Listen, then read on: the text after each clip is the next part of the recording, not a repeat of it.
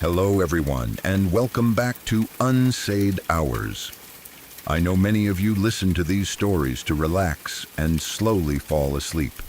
Before we begin, feel free to leave a comment and tell me where you're listening from tonight. If you enjoy these stories, please like the video and subscribe to the channel. Now get comfortable, take a deep breath, and let's begin.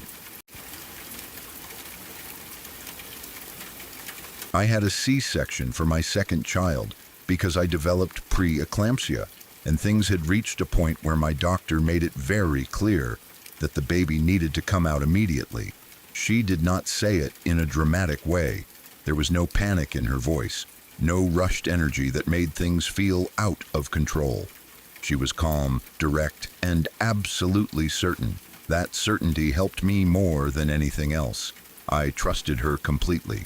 She was one of those doctors who made the room feel safer simply by standing in it. By then I was scared, but I was also relieved. I had reached that point where fear gives way to surrender, where you stop trying to understand every possibility and just cling to the fact that someone competent knows what to do next. Everything moved quickly after that, but not chaotically. The people around me seemed focused and practiced. It felt like everyone had slipped into roles they knew by heart. I remember being prepared, moved, arranged, spoken to. I remember the bright lights over the operating table and how unnatural they made everything look, too white and too clear.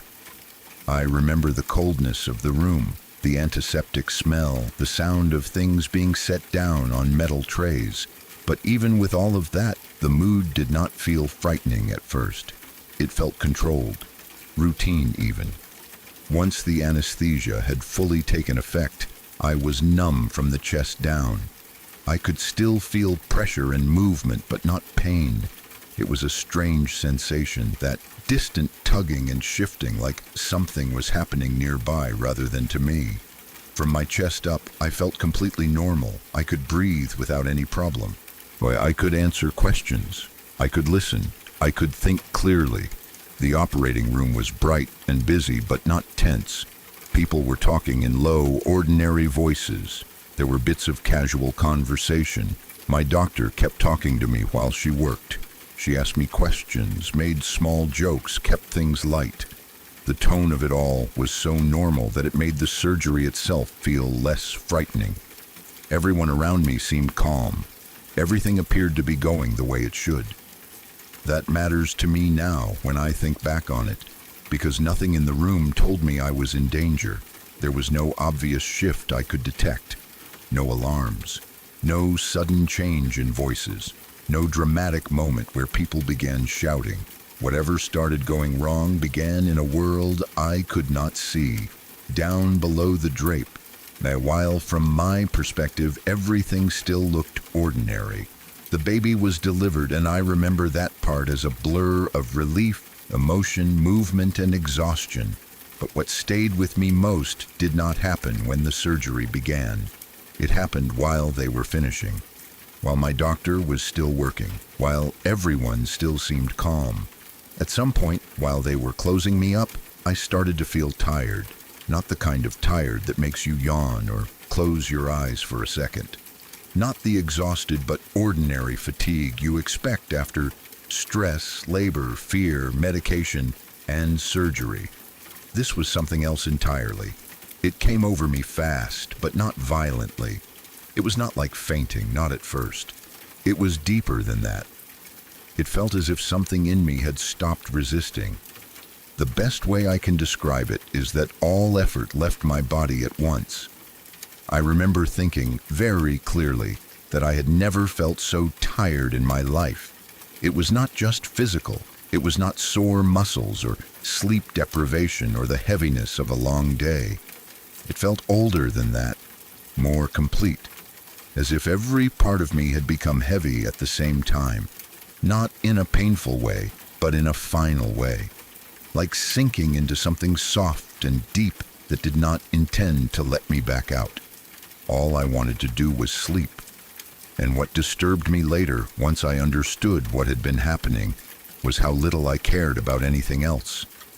I did not feel fear. I did not even feel concern. I was not trying to stay awake. I was not trying to ask questions. I was not wondering whether this was normal. Even the thought of my baby did not seem urgent in that moment. I did not have that sudden rush of need people expect from a mother right after birth. That absence haunted me afterward, not because I loved my baby any less, but because whatever was happening inside me was stronger than every instinct I thought would matter most. The room began to change in a way that is still hard to explain. It did not become quiet in the normal sense. I do not think the staff actually stopped talking. I do not think the machines stopped beeping or the instruments stopped clinking, but all of it began to feel far away, unimportant, as if sound itself were withdrawing from me. It was like the room was still happening, but no longer happening to me. The voices around me lost their weight. The activity of the operating room became something distant and muffled, not because I could not hear it exactly, but because I no longer belonged to it. At the same time, I began to feel as though my body was no longer fully resting on the table. It was not a sudden sensation. It was gentle, gradual. I felt light in a way that made no sense under the circumstances, as if I were loosening from something, as if I were rising very slightly, the way a balloon lifts when someone lets go without noticing. What is hardest to admit and hardest to explain without sounding unwell or dramatic is how good it felt. It did not feel exciting. It did not feel joyful in the ordinary sense. There was no thrill to it, no bright emotion. It was something much deeper and stranger than happiness. It was relief, total relief, the kind of relief you do not know you are craving until it arrives. Every worry I had ever carried seemed gone. Every burden, every fear, every pressure, every duty, every private ache just fell away. There was no anxiety left in me, no stress, no pain, no emotional weight. It was as if everything I had spent my whole life holding had finally been taken from my hands, and instead of missing it, I felt only peace. Not peace in the soft, sentimental sense people usually mean. Not a nice, calm moment. This was something absolute. It felt complete. Nothing was unresolved there. Nothing demanded anything from me. Nothing hurt. Nothing reached for me. Nothing needed to be fixed or endured or survived.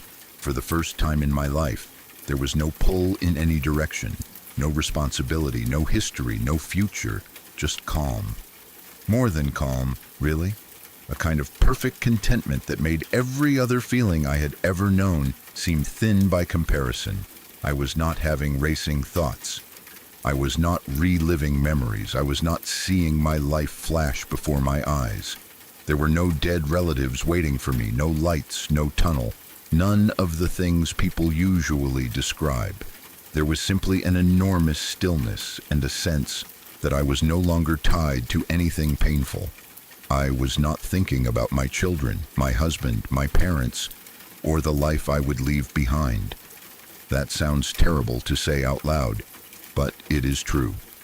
I did not feel attachment in that moment. I did not feel loss. I felt release.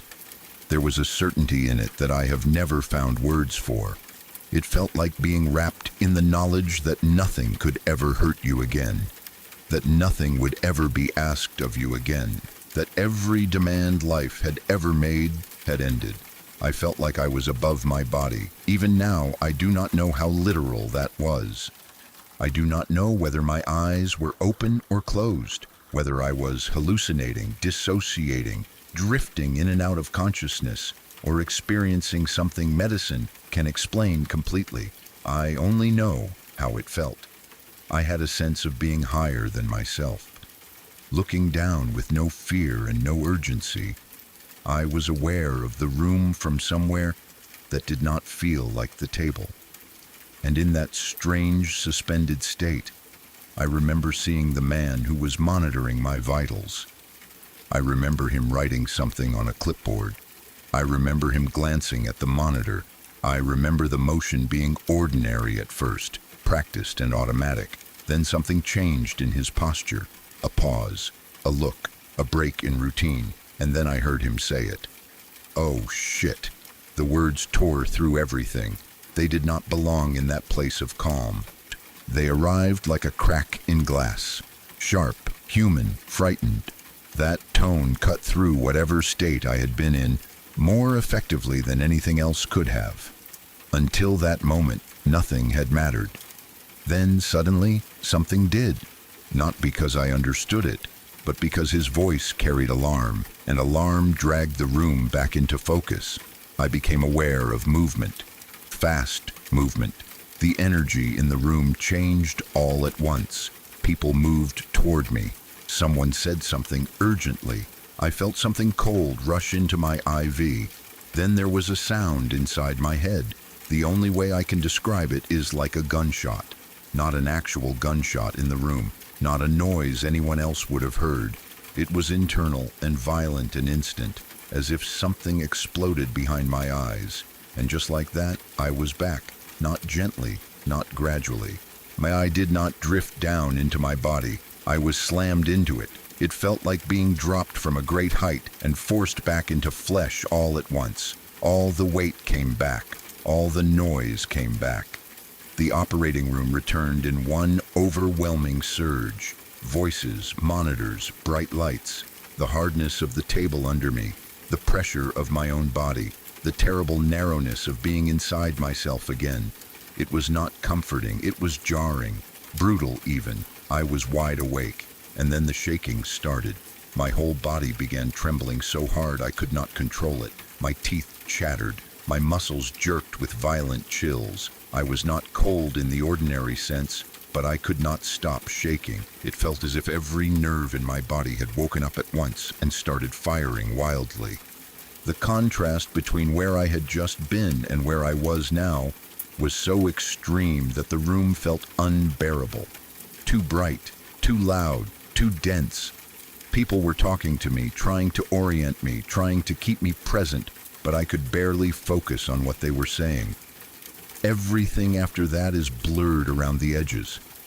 I know I remained conscious. I know I was moved at some point. I know people checked on me. I know there were hours afterward in which things happened that I should remember and mostly do not. It is like someone took that section of time and pulled parts of it away. There are scattered images, fragments of conversation, flashes of sensation, but no smooth memory of the rest of that night. My mind seems to have stored the feeling of it rather than the sequence. The next day, a nurse came into my room and asked me whether the blood transfusion team had come by yet. I remember staring at her, confused. I told her no. No one had come by. No one had said anything to me about that. She looked surprised in a way that made me uneasy immediately. Then she left the room. A little while later, she came back with my doctor. My doctor sat down and apologized to me. I knew from the moment she did that something serious had happened. Doctors do not sit down to apologize unless what they are about to tell you has weight. Her tone was calm, but there was something heavier in it than before. She explained that during the surgery, while they were closing me up, I had started bleeding heavily, more heavily than expected. They had struggled to get it under control. She told me that I had lost over half of my total blood volume. Over half. Even now, those words land strangely in my mind. They feel too large to fit inside the memory of how calm the room had looked from where I was lying. She explained it in a steady, clinical way. She said they had eventually managed to stop the bleeding, but that I had been in very serious danger. She told me my body had gone into shock.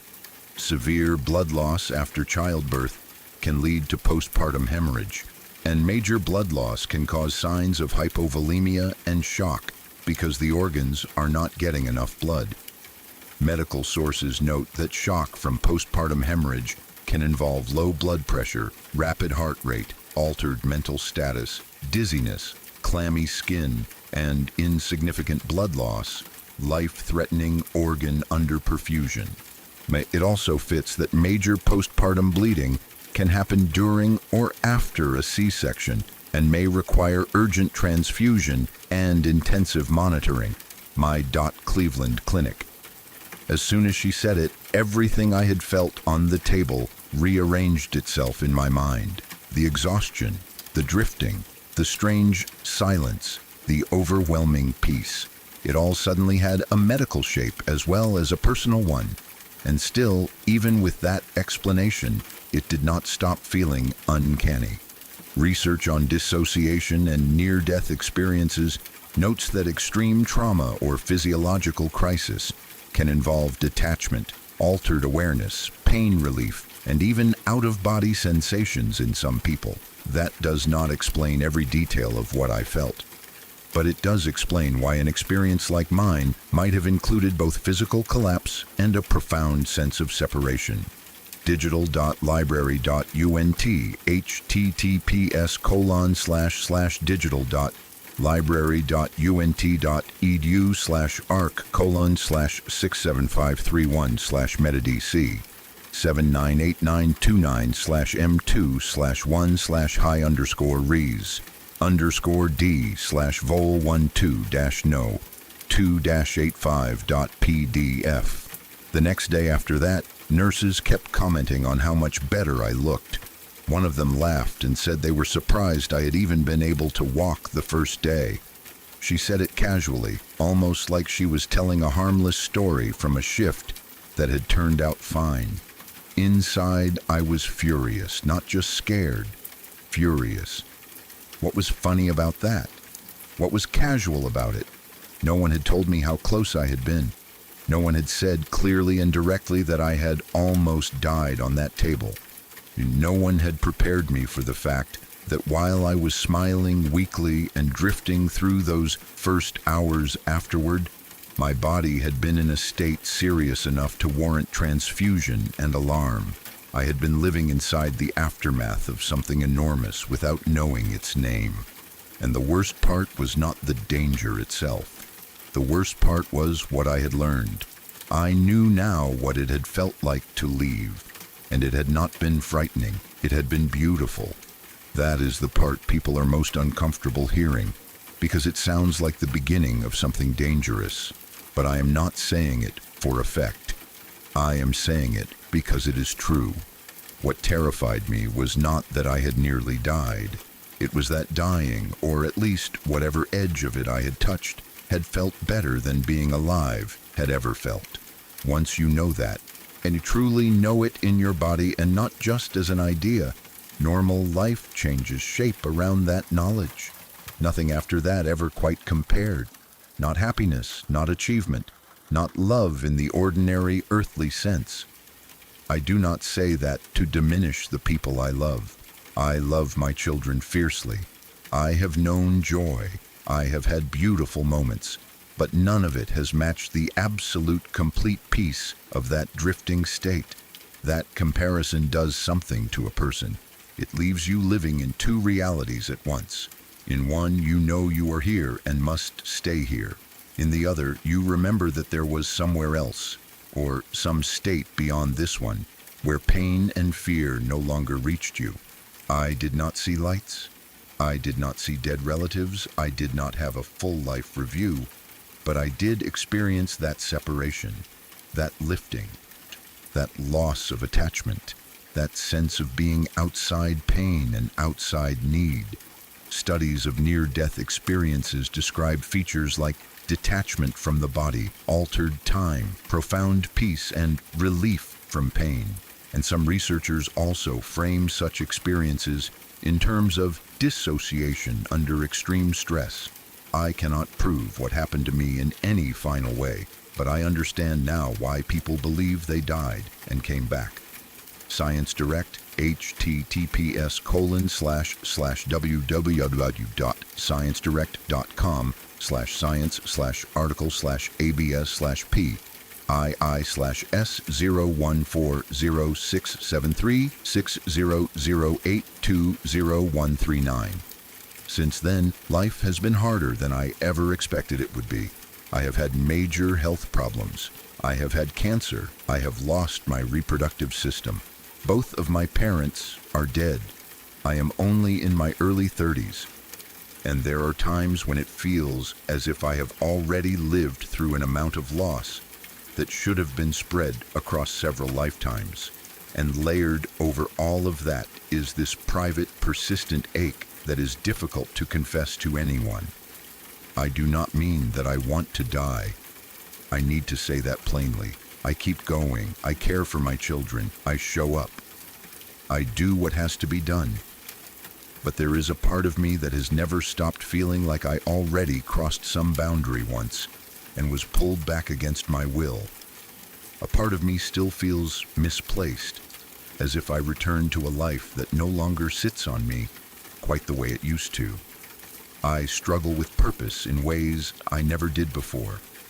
I struggle with joy, with connection, with the simple feeling of being fully rooted in ordinary life. A trauma-related dissociation can leave people feeling detached or estranged from themselves and the world after overwhelming events. Sometimes that is the closest language I can find for what remains in me. Not constant despair, not daily collapse, but a low and steady displacement, as if part of me is still hovering somewhere above that operating table, untouched by pain, and the rest of me has been trying ever since to learn how to live without it. pmc.ncbi.nlm.nih. That thought scares me more than the memory of the surgery itself. Not because I am chasing death, but because I know now what leaving felt like, and I know how gentle it was. Knowing that makes staying harder than it used to be. It changes the texture of endurance. It means that in my worst moments, I am not afraid of the unknown in the same way other people might be. I am afraid, instead of how understandable the pull toward that peace can feel. So I keep going deliberately. I keep moving through the life that is here. My kids need me. Love still binds me to the world, even when joy does not come easily. Responsibilities matter. Routines matter. Being present matters. But there is a part of me that remained on that table in that strange calm above myself, and I do not know whether it will ever fully return. That is what I live with now. Not just the fact that I nearly died during the birth of my child, but the fact that the closest I have ever come to dying did not feel like terror. It felt like release. And once you have touched something that final and that peaceful, the world you come back to is never quite the same.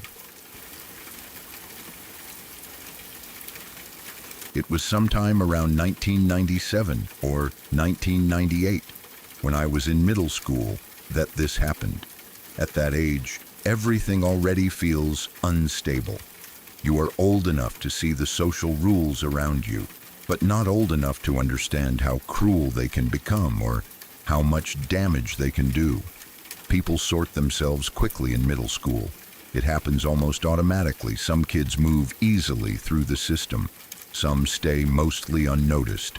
And then there are the ones who, for whatever reason, drift just outside of it. Once that happens, it does not usually take much for the rest of the class to decide they are fair game. At the beginning of that school year, there was a girl in my class I noticed but did not really know. She was quiet in a way that went beyond shyness. She had this habit of making herself small, not physically exactly, but in presence. She did not speak unless she had to. She did not raise her hand much. She did not join conversations that were not opened directly to her. If you were not paying attention, you could almost forget she was in the room. Looking back, it felt like she had already learned, long before middle school, that drawing attention to herself came with a cost. Like most schools, ours had a social hierarchy no one admitted existed. Some kids were popular without trying. Some were average enough to move around without being singled out. And then there were kids who were just different enough to stand out in the wrong way. Maybe it was how they dressed, how they talked, how awkward they seemed, or just the fact that they had no one protecting them. Once a child gets placed in that category, it can happen fast. They become the one people can mock without consequences. the one no one feels obligated to defend. She fell into that group. The things people did to her were not dramatic enough to make adults intervene. That is part of what made it so easy for it to continue. No one shoved her into lockers. No one did anything so obvious that a teacher could point to it and say, "This is bullying, stop it now." It was smaller than that. Whispers when she walked past, smirks, eye rolls, little bursts of laughter that stopped when she looked over, notes passed in class. That particular kind of middle school cruelty that is designed to make one person feel foolish without ever becoming clear enough to punish. It leaves no bruises, so people treat it as harmless. But it is not harmless. It works slowly. Now, it teaches a person that they are visible only in the worst ways. That kind of behavior always made me uncomfortable.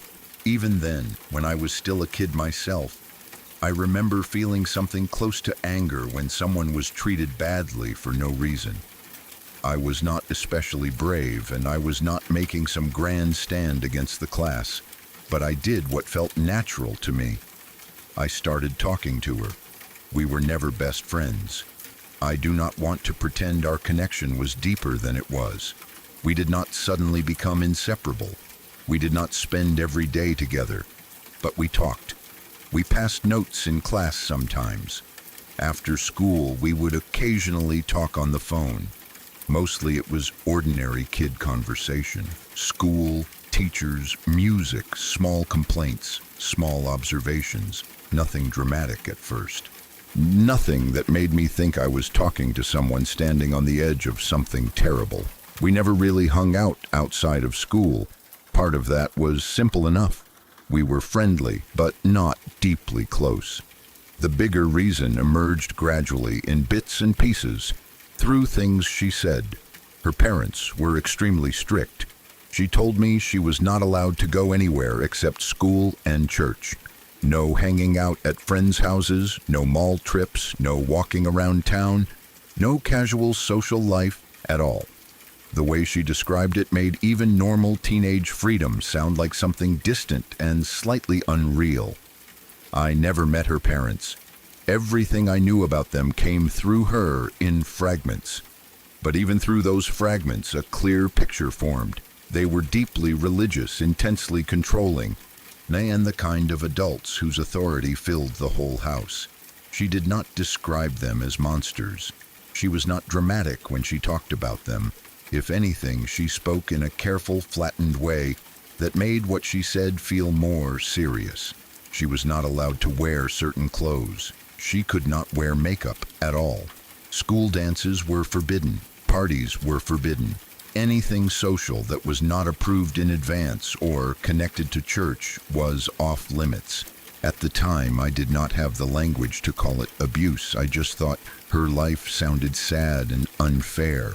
And because I was a kid in the 90s, I also had the vague idea that plenty of parents were strict and that maybe this was just another version of that. Children are very good at absorbing the limits of what the adults around them normalize. If no one tells you something is wrong, you often file it under that is just how some families are. Still, some things stayed with me. One of the clearest memories I have is from a time she missed a few days of school. I offered to bring her homework to her house so she would not fall behind. It seemed like a small, normal thing, a kind gesture. I expected her to say yes, or maybe politely refuse. Instead, she reacted in a way that I didn't understand fully then, but never forgot. She panicked, not loudly, not angrily, but immediately. She told me no, very firmly, too quickly, and then explained that she was not allowed to have people over unless her parents knew them very well. It was not the rule itself that stayed with me. It was the fear in her response. It felt less like she was passing along a household policy and more like she was trying to avoid something. Her house was on one of the main roads in our city, and I passed it several times a week. Over time, I started noticing things about it. Not because I was trying to investigate anything, but because once you connect a place to a person you know, it becomes harder not to look. The house always felt wrong. Not abandoned exactly, but empty in a way that did not match the fact that people lived there. No one was ever outside. The garage door was always shut. There were never cars in the driveway. At night, the windows looked dark, not warm and lived in, not glowing with television light or kitchen light or signs of ordinary family life. Just dark and still. As a child, you notice things like that, but you do not know what authority to give your own instincts. I noticed, I felt uneasy, but I did not know what to do with that unease. I did not know whether I was seeing something meaningful or simply turning a classmate's strict home life into a story in my own head. The school year kept moving. Spring gave way toward summer. There were not many days left. Then one morning, everything changed. We came into class expecting an ordinary day. I remember that part very clearly because the normality of it made what followed feel even stranger. Our teacher was usually cheerful and energetic. That morning she was not. She looked serious in a way I had never seen before. Standing beside her was the school counselor, which was unusual enough on its own to make the room go quiet. They told us the girl had died. Even now, after all these years, I can still feel the silence that followed. It was not loud grief at first, it was confusion, shock, the kind of stillness that falls over a room when the information does not fit with the age of the people hearing it. We were children. Death was already hard enough to understand at that age, but this was different. They did not give many details. They spoke carefully, using the kind of language adults use when they are trying to say something unbearable without saying it too directly. But the implication was there. It had been suicide. At that age, suicide did not feel like something that happened to kids like us. Not really. It belonged to a category of tragedy too big and adult to seem possible in a middle school classroom. I remember looking around and seeing the same disbelief on other faces. Some kids looked blank, some looked frightened, some looked almost embarrassed, as if they did not know what expression was appropriate. We had no framework for it. Later, details spread the way they always do after something terrible. Not all at once, not officially, in pieces. Through parents, whispers, overheard conversations, fragments that passed through the community until the outline of the truth became unavoidable. She had taken her own life. She had left a note. In that note, she had written about her parents, about how they treated her, about how alone she felt, how trapped, how she did not have friends, how there was no room in her life to breathe. That part shattered me in a quiet way. School counselors started meeting with students individually. When it was my turn, I told mine about the things she had said to me in our phone conversations. I mentioned the rules, the fear, the isolation, the way she had panicked when I offered to bring homework over. I do not remember exactly what the counselor said in response. What I remember is the feeling that every detail I was offering belonged to a time that had already passed, like I was handing over clues after the case was closed. That feeling has never really gone away. What haunted me most was not just her death. It was the life that had led up to it, the hidden part, the private world behind the front door of that house. I could not stop thinking about what it must have felt like to live there, to be watched, controlled, cut off, corrected, contained, to go from school, where you were tolerated at best and quietly mocked at worst, and back to a house where there was no comfort and no freedom waiting for you, to have no place where you could safely become yourself, no space to relax, no adult you trusted enough to tell the truth, no way of imagining that the future might widen. I started picturing her alone in her room. That is the image that stayed. Not the classroom, not the counselor's office. Her room. Somewhere inside that dark house I had passed so many times without understanding. I imagined her sitting there with all that silence around her, carrying things too heavy for someone that young to hold alone. And what made it worse was knowing that from the outside, it all looked invisible. Just a dark house on a busy road. Just another family, just another girl in class who barely spoke. When I got my own car in high school, I started avoiding that road altogether. I would take a longer route just so I did not have to pass her house. Even seeing it from a distance made my stomach tighten. By then, the house had become more than a place. It had become a container for everything I could not stop imagining. Her loneliness, her fear, the finality of what she had done, the helplessness of realizing afterward that there had been signs, but not the kind anyone had recognized in time. The questions came too, of course. They always do. What if I had told someone sooner? What if I had taken her fear more seriously? What if I had pushed harder, asked better questions, found the right adult, said the right thing? I know now that guilt does not prove responsibility. I know a middle school kid is not supposed to carry the burden of saving another child from an abusive home. I know adults were the ones who failed her. Still, questions like that do not care what is rational. They stay because the mind hates an ending that feels preventable. It keeps circling back, searching for the moment where things might have changed if one person had acted differently.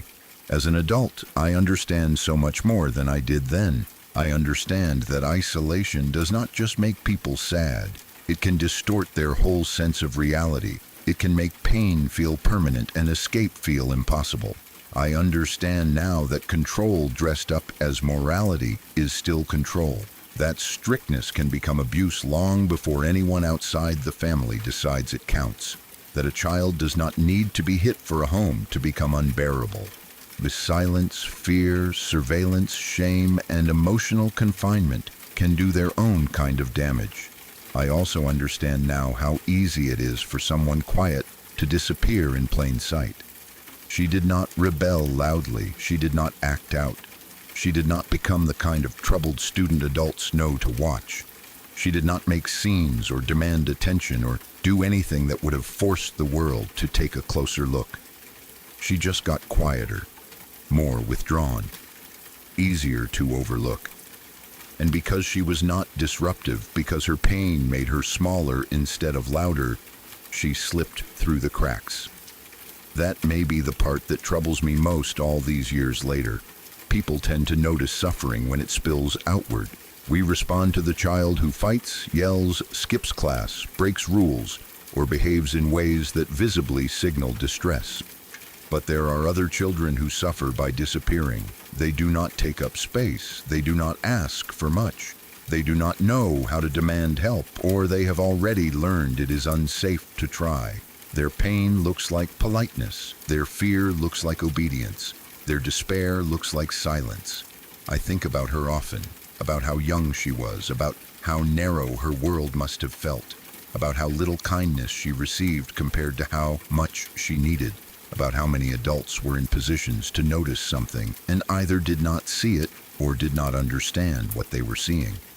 I think about the classmates who mocked her and probably never considered that their small cruelties were landing on someone already living under unbearable pressure. I think about how easy it is to help push someone toward the edge when you never have to see the edge yourself. And I think about my own younger self too, a kid trying to be kind without understanding how serious things were. A kid who felt something was wrong but did not know how to name it. For a long time, I was angry at that version of myself for not doing more. Now I feel more sadness than anger. Children are not meant to read danger perfectly.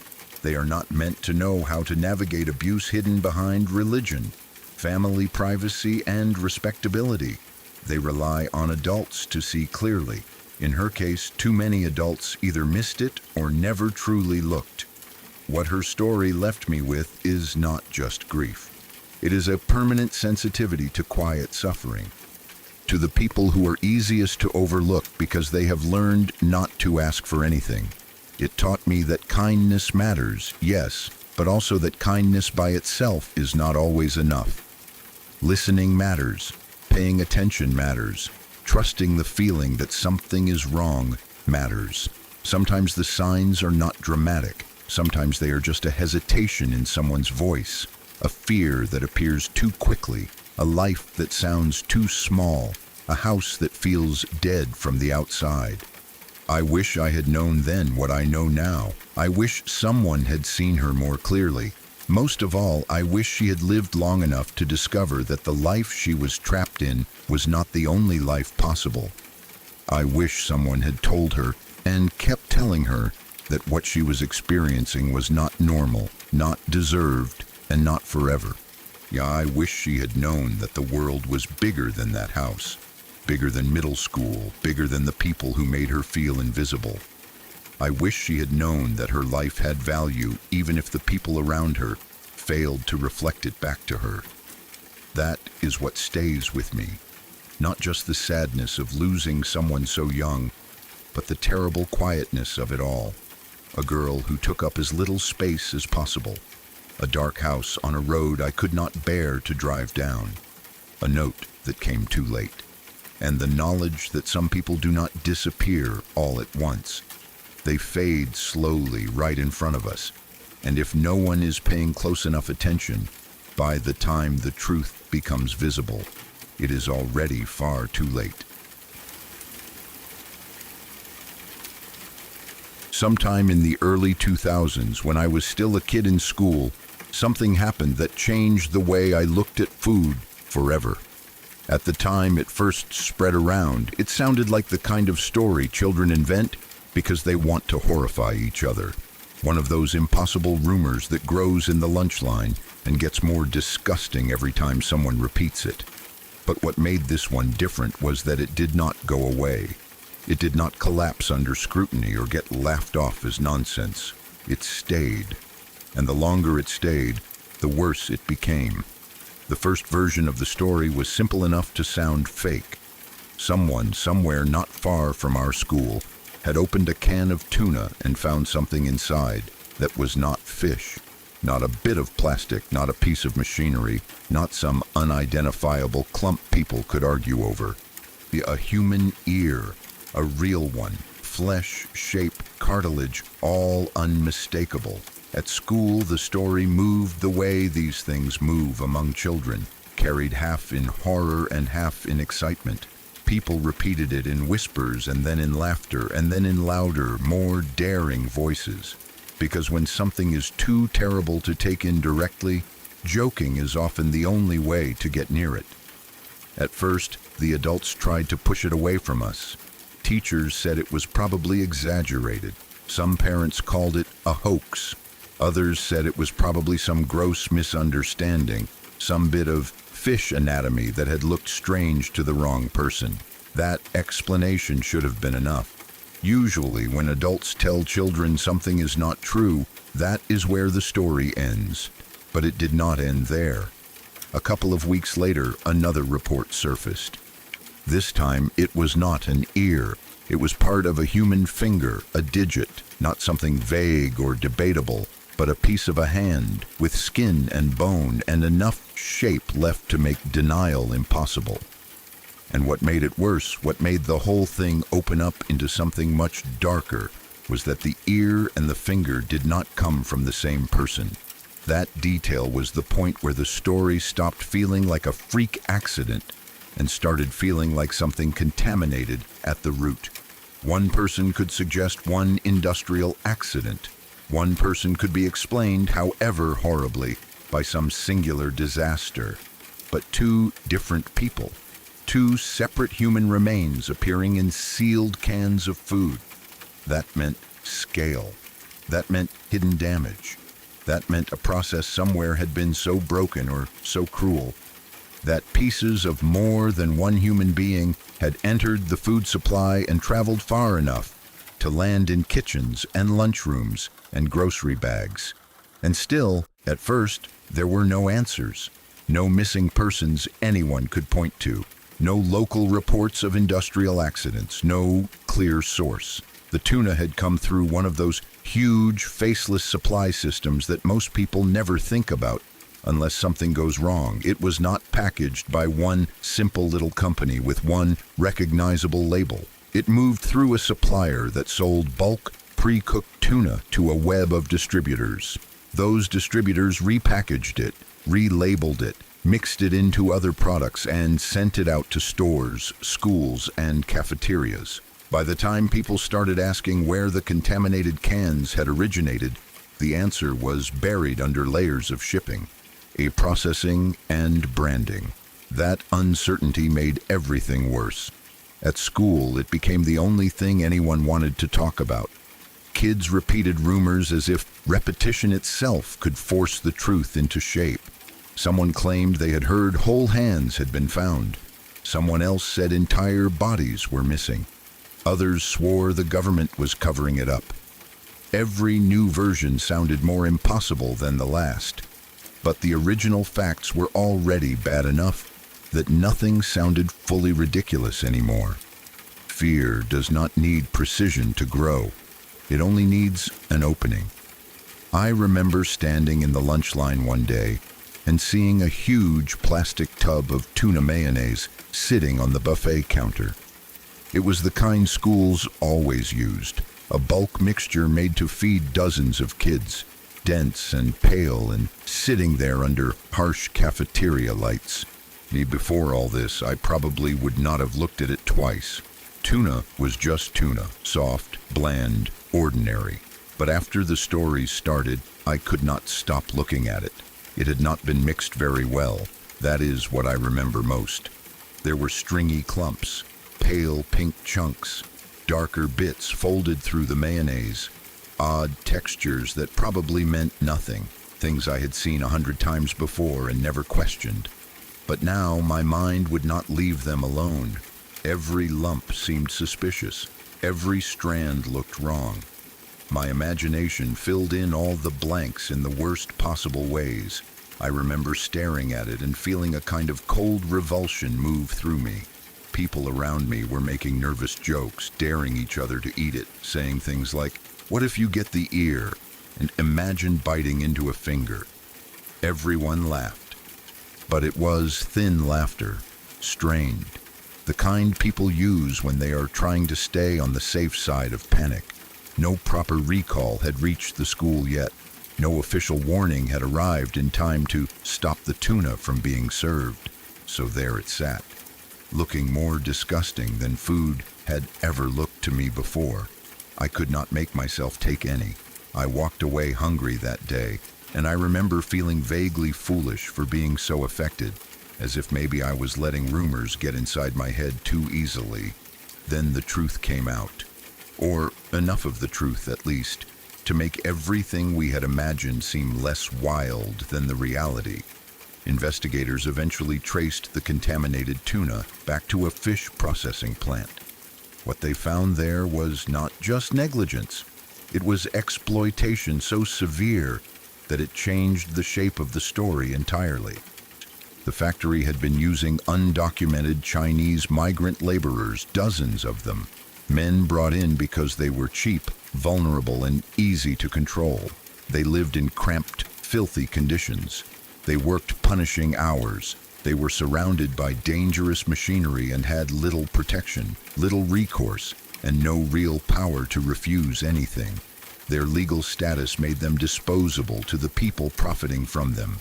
If they complained, they could be threatened. If they got hurt, they could be replaced. If they vanished, there might be no record strong enough to force anyone to answer for it. At some point, 2 of those workers fell into one of the large industrial processing machines. Even now, writing it, that plainly feels unreal. The human mind resists scenes like that. Now it tries to simplify them or step away from them, because to imagine them fully is unbearable. But that was what happened. Whether it was exhaustion, faulty equipment, unsafe conditions, or some combination of all three, they fell in and were killed almost instantly. The machines were built to tear through huge quantities of fish without stopping. Once their bodies entered that process, there was no clean separation anymore. Human remains were ground, mixed, cooked, and processed into the same mass as the tuna. By the time anyone realized those men were missing, the system had already done what it was built to do. It kept moving. That is one of the most horrifying parts of the story to me. Not just the deaths themselves, but the machinery of indifference around them. The line did not stop. The product did not stop. The shipments did not stop. Their bodies moved through the factory the same way fish did, because to the people running that place, exposure mattered more than humanity. Reporting what had happened would have brought in authorities. It would have exposed the undocumented labor force. It would have threatened the business, the trafficking network feeding it workers, the people making money from lives they had already decided did not count. So they chose silence. They kept going. No missing persons report was filed because the workers were undocumented and socially invisible in the way exploited people often are. No family immediately appeared demanding answers. No alarm sounded outside the factory strong enough to force the truth into daylight. To the larger world, it was as if those men had never existed at all. The only reason anyone learned what happened was because small, undeniable pieces of them began appearing weeks later inside cans of food. That fact has never left me. Those men were erased so completely by the system around them that the first proof they had existed, at least to the consumers far away, came not through names or records or concern, but through body parts discovered in someone's lunch. By the time the authorities finally stepped in, most of the tuna from that contaminated batch had already been eaten. Investigators recovered the ear, the finger, a few other fragments, but most of the remains were never found. There is only one possible explanation for that. People ate them. Families opened those cans. Schools served that tuna. Cafeterias mixed it with mayonnaise and spread it onto bread and crackers. The children swallowed it. Parents fed it to their kids. People consumed parts of two dead men without ever knowing, and probably most of them never did know. The realization of that settled into me as a child in a way I could not fully explain back then. It was not just disgust. It was a collapse of trust. Food had always felt safe in an automatic way before that, especially canned food, sealed food, factory food, the kind of thing adults point to as controlled, inspected, standardized, safer in some ways than anything homemade or improvised. A can seemed like the final stage of order, processed, regulated, clean. The idea that something so horrifying could slip all the way through that system and end up on a school buffet made me realize, much too early, how thin those assurances could be. For years afterward, I could not eat canned tuna. Even the smell made something in my stomach tighten. It did not matter whether it came from a different brand or a different country or years after the incident. My body had already attached tuna to that story, and once food becomes associated with human remains, exploitation, and hidden death, it does not easily return to being just food. Every time I saw a can on a shelf, I thought about what might pass through factories unseen. Every time I smelled tuna salad, I was back in that lunch line, looking down into that poorly mixed tub and feeling my imagination turn against me before I even knew how justified it really was. What stays with me most now is not only the shock, it is the loneliness of those two men. They died in a place built to extract labor from them and discard the evidence of their humanity. They were far from home, undocumented, overworked, and vulnerable. When they died, the machine did not stop for them, and the people in charge chose not to stop it. No memorial marked the place where they were lost. No immediate outcry honored them. No one spoke their names in the communities that consumed what remained of them. They were almost erased completely. Almost. The only thing that prevented total disappearance was the failure of the system to grind them down perfectly enough. That is the part that still unsettles me on a deeper level than simple gore ever could. It was not just a gruesome accident, it was a revelation about what happens when people are treated as less than human for long enough. The same system that exploited them in life tried to erase them in death. But the only reason anyone looked closer was because the evidence became impossible to swallow quietly. As a child, I did not have the language for labor trafficking, industrial negligence, undocumented exploitation, or supply chain opacity. I only knew that there had been an ear in a can, then a finger, and then a horrible truth beneath both. As an adult, what disturbs me now is how believable the larger structure of it is. Not because I know every factual detail with certainty, but because the world is already full of hidden labor, hidden suffering, and industries that rely on people remaining invisible until something goes catastrophically wrong. That story taught me, much too early, that terrible things do not always announce themselves with sirens and crime scenes and obvious villains. Sometimes they move quietly through ordinary systems. Sometimes they travel in cardboard boxes and shipping pallets. Sometimes they arrive under clean labels, with nutrition facts printed on the side. Sometimes horror sits unopened on a grocery store shelf, disguised as one of the most mundane objects in the world. And even now, years later, I can still see that school lunch counter, the fluorescent lights, the plastic tub, the clumps in the tuna, the jokes people made because they did not know what else to do. The feeling in my stomach as I looked at something ordinary and understood, maybe for the first time, that ordinary things can hide the worst truths. That is what never left me. Not only that people had eaten parts of human beings without knowing, not only that 2 men died in machinery and were almost erased, but that the world kept going while all of that was hidden inside something as ordinary as lunch. Ever since then, I have never been able to look at processed food the same way, or factories, or the calm confidence people place in systems simply because those systems are large and official, and wrapped in labels that suggest control. I learned too young that invisibility protects the wrong people far more often than it protects the vulnerable.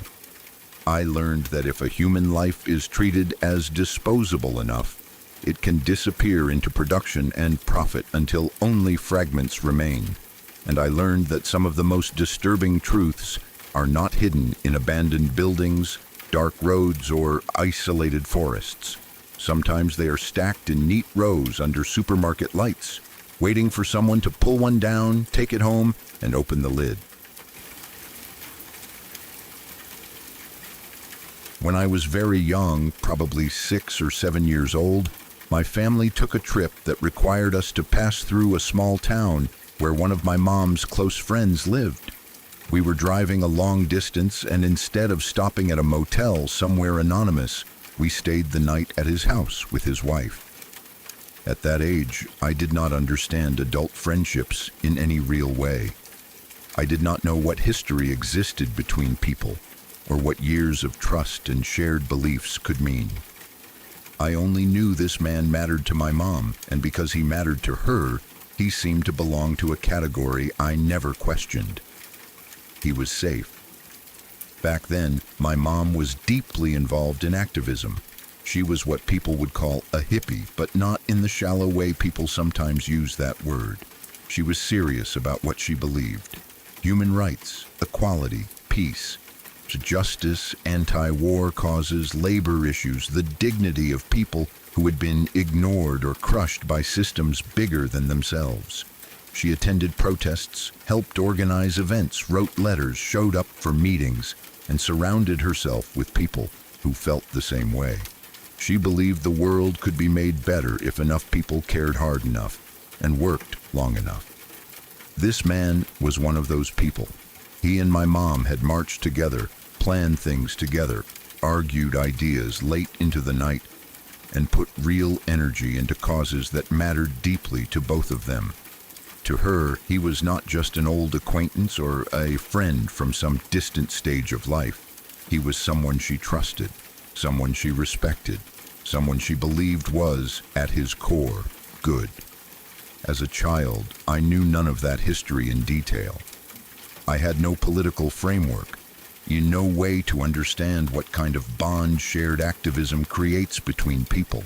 All I knew was what I saw when we stayed in his home. He was gentle. That is still the first word that comes to me, even now. Gentle in the way he spoke, gentle in the way he moved around the house, gentle in the way he made space for people instead of taking it over. He did not have the loud warmth some adults perform around children. He was not goofy or over-friendly or the kind of adult who tries too hard to be liked. He was simply calm, soft-spoken, easy to be around. He had a kind face and eyes that seemed attentive without being intense. He listened when people spoke. He laughed easily. He welcomed us in a way that made the house feel settled rather than formal. Nothing about him put me on edge. Nothing about him felt sharp. That matters because children notice things in their own way. We may not understand adult complexity, but we are often quick to feel tension, meanness, danger, vanity, neediness, or something off in a person's behavior. I felt none of that from him. If anything, he gave off the kind of presence that made you lower your guard without realizing it. One detail from that visit stayed with me more clearly than almost anything else. My brother and I were children, and like most children, we loved sugary cereal. At home, we were not really allowed to have it. My mom was strict about food and health. She paid attention to ingredients, dyes, sugar, all of it. So cereal with bright cartoon boxes and marshmallows or weird neon pieces in it felt almost mythical to us. It belonged to commercials and other people's houses. This man knew that. Even though we were only staying one night, he had gone out of his way to buy a box or two of sugary cereal just for us. I still remember waking up and seeing those colorful boxes on the table. To an adult, it is a tiny gesture. To a child, it can feel huge. It felt magical to me. It felt thoughtful in a way children understand immediately. He had not just tolerated us being there while the adults caught up. He had thought about what would make us happy. He had made room for our joy in a very small, specific way. That morning fixed him in my mind. He became one of those adults who enters childhood memory as a type rather than just a person. The nice one, the gentle one, the one who cared enough to buy the forbidden cereal, the peaceful activist who was kind in principle and in practice. A man who believed in making the world better and also knew how to be sweet to children in a simple, ordinary moment. We stayed the night, thanked them, and continued on our trip. Life moved on the way it does when you are young. Events pass through you quickly. Even meaningful ones become part of a stream of new places, new faces, new experiences. I did not think about him often after that. Not because he was unimportant, but because childhood is full of things that seem permanent until they quietly disappear into the background. Then, a year or two later, something changed. I remember my mom crying, not the kind of crying adults think children will not notice, not a few tears wiped away in private. This was real grief, and grief has a weight to it that fills a house. She tried to hide it from us at first. She would turn away, go into another room, busy herself with something pointless, wipe her face quickly if she realized we were looking. But children notice when an adult's whole energy has changed. My brother and I knew something was wrong long before anyone told us. At that age, when a parent is deeply upset but refusing to explain, your imagination starts building its own explanations. We asked what happened. She said it was nothing. We kept asking. She avoided it. We came back to it again and again because children can be relentless when they sense a hidden truth but do not understand its shape. Eventually, she told us, she said that her friend and his wife had died. She told us it seemed like a bear attack in the mountains. Even as a child, that sounded frightening, but it also sounded distant in a way that made it easier to accept. Bears were real. Mountains were dangerous. People disappeared in the wilderness sometimes. It was sad, but it did not violate my understanding of people. It did not require me to reinterpret anyone. It was tragedy from the outside, nature, bad luck, an accident beyond human control. I remember feeling sad mainly because my mom was so upset. I knew he had been kind to us. I knew he mattered to her. But I did not yet understand death in a way that cracked the world open. I accepted what she said and placed it somewhere in my mind as one more sad story adults carried. Then life kept moving. Years passed. I got older. I became a teenager and then an adult. That one night at their house faded into the fog of childhood memory, where some things remain vivid in image but dim in meaning. I still remembered the cereal. I still remembered him as soft-spoken and warm, but the story attached to him had become simple in my mind. Nice man, dead too soon, tragic accident. Then, many years later, I learned the truth. I do not remember the exact moment it came out. Maybe my mom finally decided we were old enough to hear it. Maybe someone mentioned it casually and there was no way to avoid explaining. Maybe it surfaced in one of those family conversations where old secrets stop holding together because everyone involved assumes the others already know. What I do remember is the sensation of hearing it.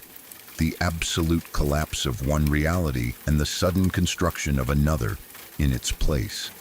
There had been no bear attack. My mom had lied to protect us. What actually happened was much worse and much harder to fit inside the image I carried of him.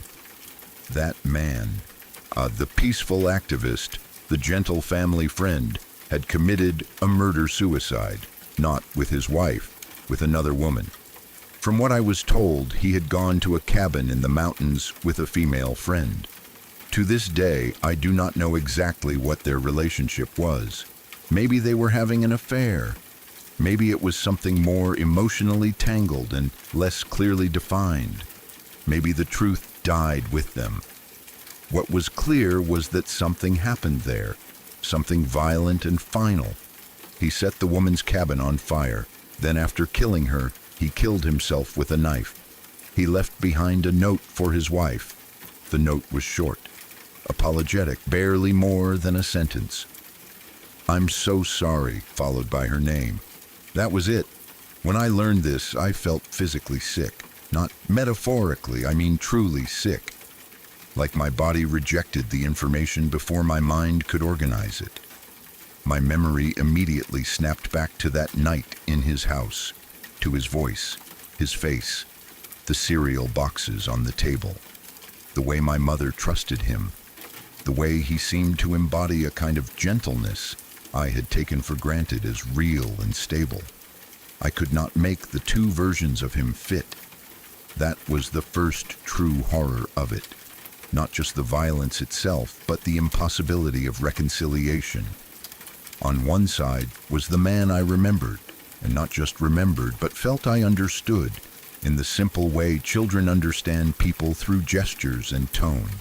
Kind, peaceful, thoughtful, a person who cared about justice, a person who had spent years talking about compassion, about protecting people, about opposing cruelty. On the other side was a man capable of fire, murder, and a final act of self-destruction so violent it erased everything that came before it. The contradiction was not abstract. It lodged itself in me. What frightened me most was not simply that he had done something monstrous. It was that nothing in the version of him I had seen prepared me for it. Researchers describe homicide-suicide as a complex, multifactorial phenomenon rather than something explained by one simple type of person, and reported factors can include relationship conflict, jealousy, revenge, mental illness, financial stress, or other crises. That does not explain his specific case, but it does support the deeply unsettling truth that extreme violence can emerge from people whose public identity does not obviously signal what they may become under private strain or distorted thinking. Psychology Today, https://www.psychologytoday.com/us/the-human-equation/2020003/the-tragedy-murder-suicides. I think that was the moment I lost a certain childish faith in categories. Before that, I think part of me believed good people and dangerous people were separate in visible ways. Not perfectly separate, maybe, but distinct enough that if you paid attention, you could tell. The kind man who bought children cereal and fought for human rights belonged on one side. The violent man who killed someone and then himself belonged on the other. Learning that they were the same person forced me to accept something I still do not like accepting now. People can contain incompatible truths at once. A person can be caring in one part of life and catastrophic in another. Thus, someone can be genuinely kind to you and still carry capacities you would never imagine. That is a difficult lesson because it does not end with one dead man. It spreads outward into how you see everyone else. I thought about his wife often after learning the truth, even though I barely knew her. I thought about what it would mean to lose your husband not just to death, but to revelation. To discover that the man you shared a home with had gone away with another woman, killed her, then killed himself, and left you only a short note of apology. Families and friends affected by homicide often experience secondary trauma, grief, disbelief, and long-lasting emotional disruption because violent loss does not end with the victim alone. I cannot imagine receiving that note and then having to rebuild any sense of reality afterward. EPMC.NCBI.NLM.NIH. I thought about my mom too, about what it must have done to her. She had not simply lost a friend, she had lost the version of him she believed in, and had to carry the collapse of that belief while still being a mother to young children. Trauma and exposure to violence can alter how people trust others and make sense of social safety. Looking back, I understand why she told us the bare story. It was not just about sparing us details of sex and murder and suicide. It was about preserving, for a little longer, the idea that the world made moral sense. BKB, https://www.bkb.cz/en/victim-support/trauma-of-victim-of-crime/.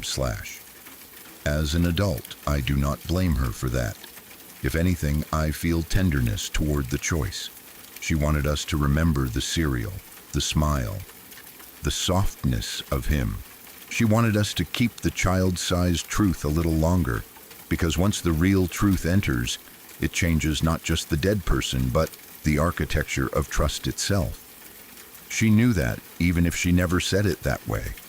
Still, knowing the real story changed me.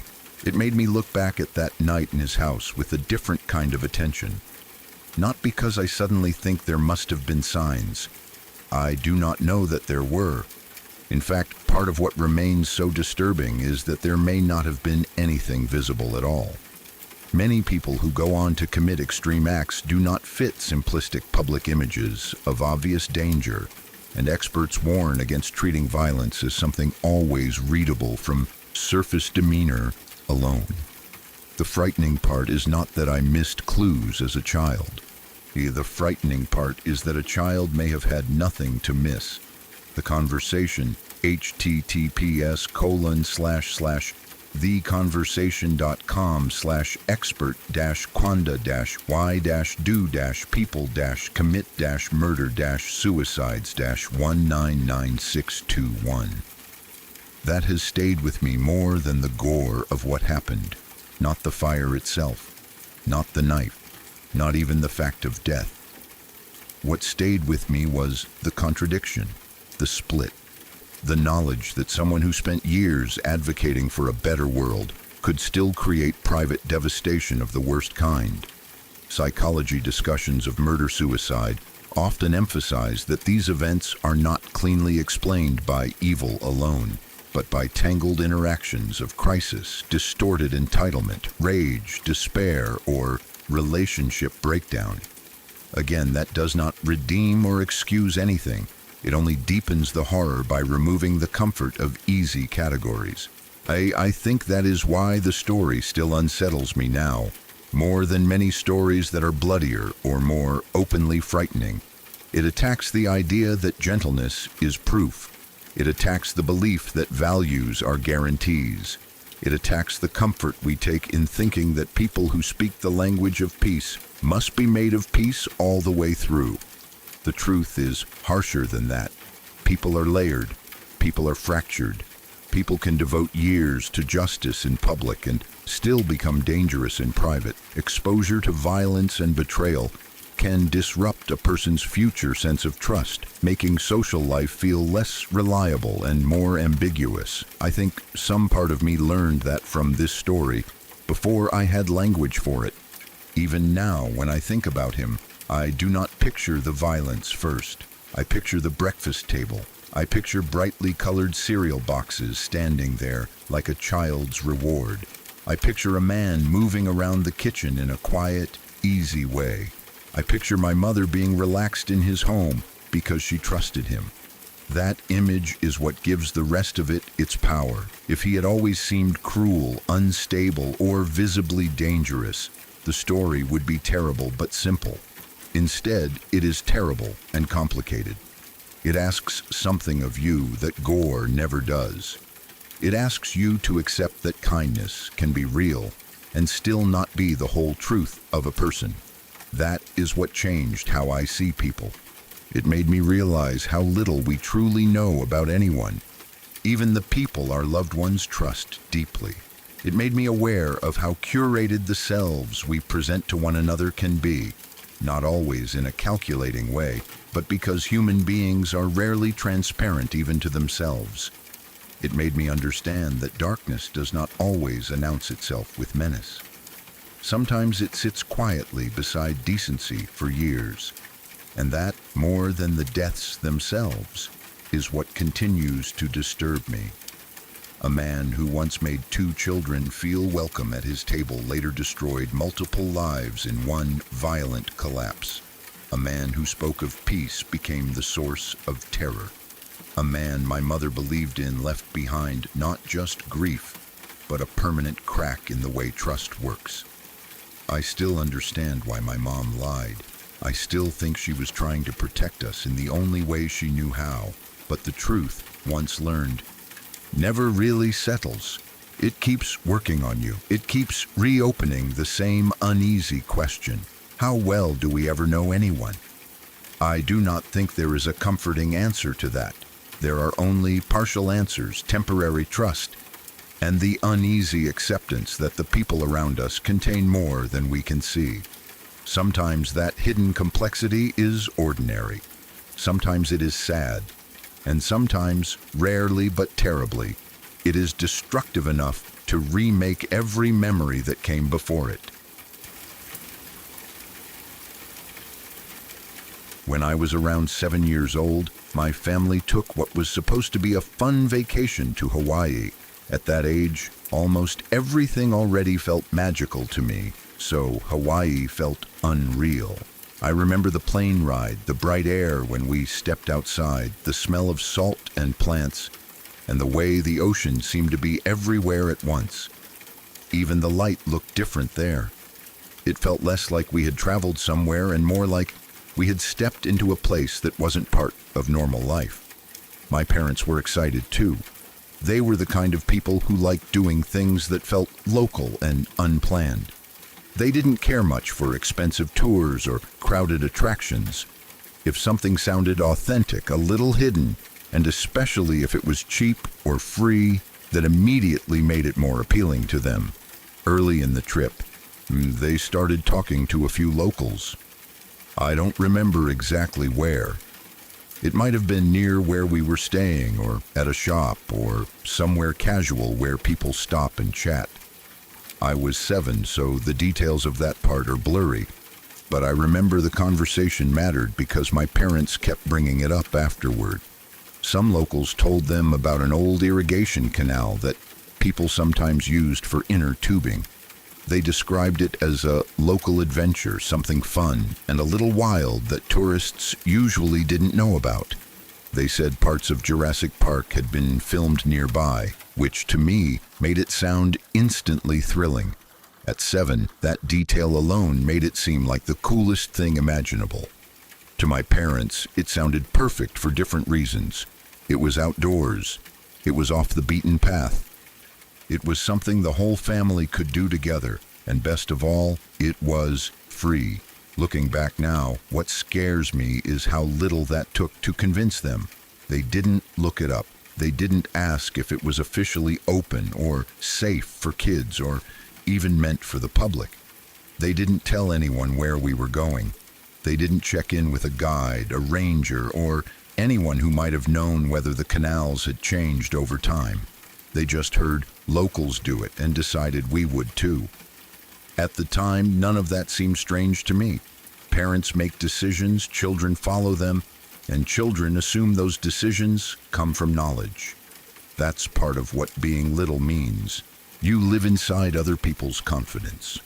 We went to a dollar store and bought cheap inner tubes, the kind made for floating in a pool for an afternoon and then getting stuffed in a closet. Even now I can remember the thin plastic smell of them. They were brightly colored and flimsy, with that soft, slightly sticky surface cheap inflatable things always had. No one questioned whether they were suitable for rocks, roots, tunnel walls, or strong current. They were tubes, and tubing required tubes, so that seemed good enough. Then we packed into the car and started driving.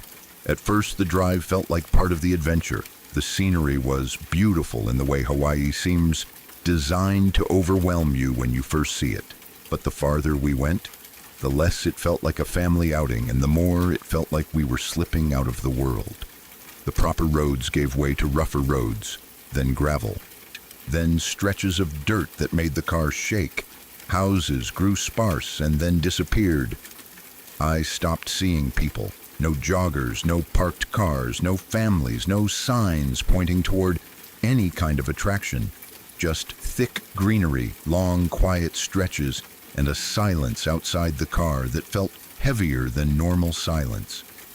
I remember asking at least once if we were close.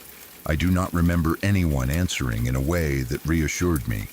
My parents sounded cheerful, but it was the kind of cheerfulness adults use when they are improvising and don't want their children to notice. My sisters and I stayed quiet in the back seat after a while. Even at that age, I could feel something had changed. The trip had started to feel less planned and more like we were searching.